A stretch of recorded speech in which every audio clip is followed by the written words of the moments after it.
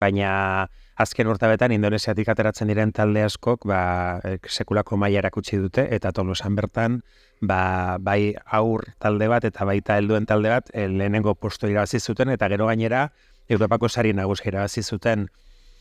Ikuskizun aldetik ere berezia da, edo bereziak dira handik etortzen dira abes batzak, batez ere beraien folklorea ikusten digutenean ere oso ikustetsua dalako, ez? Ez da izaten batez ere hori da asko gustatzen dana beraien aldetik.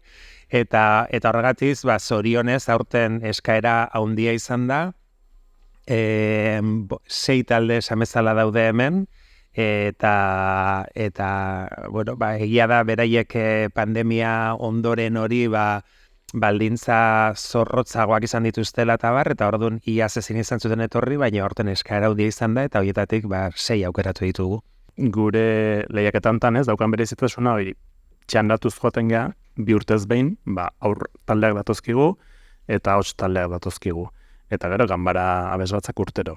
Ez, orduan, pasaden urtean aurrak izan genitun, eta urtengo urtean, ganbera abes batzak datozkigu, eta kasualki, pandemia aurretik, ez dugu aukera hau izan.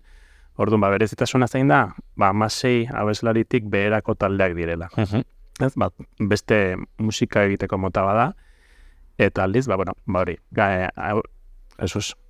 hauek bi ataletan egiten dute nolabiteko beraien emankizuna, eliz musika, edo musika religiosoa eta profanoa, eta gero ganbera abes batzako egiten dutena da, folklorea eta polifonia.